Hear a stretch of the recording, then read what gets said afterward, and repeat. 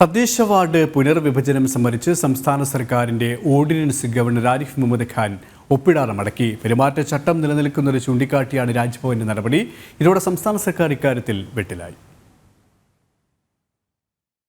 പ്രത്യേക മന്ത്രിസഭാ യോഗം ചേർന്നാണ് തദ്ദേശ വാർഡ് പുനർവിഭജനം സംബന്ധിച്ച് കേരള സർക്കാർ കഴിഞ്ഞ ദിവസം തിടുക്കപ്പെട്ട ഓർഡിനൻസ് ഇറക്കാൻ തീരുമാനമെടുത്തത്. എല്ലാ തദ്ദേശ സ്ഥാപനങ്ങളിലും കുറഞ്ഞത് ഒരു വാർഡെങ്കിലും വർദ്ധിക്കുന്ന തരത്തിലുള്ള ഓർഡിനൻസിനായിരുന്നു ക്യാബിനറ്റിന്റെ അനുമതി. ഇത് രാഷ്ട്രീയ ലാക്കോടെയുള്ള നീക്കമെന്ന് പ്രതിപക്ഷം ആക്ഷേപം ഉന്നയിച്ചിരുന്നുവെങ്കിലും സർക്കാർ ഇതൊന്നും ചെവിക്കൊണ്ടില്ല. തിരഞ്ഞെടുപ്പ് പെരുമാറ്റച്ചട്ടം നിലനിൽക്കുന്നതിനാൽ തെരഞ്ഞെടുപ്പ് കമ്മീഷന്റെ അനുമതി വേണമെന്ന് ചൂണ്ടിക്കാട്ടിയാണ് ഗവർണർ ആരിഫ് മുഹമ്മദ് ഖാൻ ഓർഡിനൻസിൽ ഒപ്പിടാതെ മടക്കിയത്.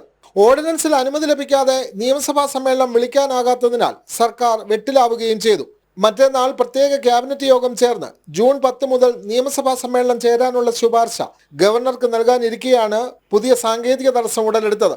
ഇക്കാര്യത്തിൽ ഇനി തെരഞ്ഞെടുപ്പ് കമ്മീഷന്റെ അനുമതി തേടാനാണ് സംസ്ഥാന സർക്കാരിന്റെ നീക്കം. ജനം, തിരുവനന്തപുരം.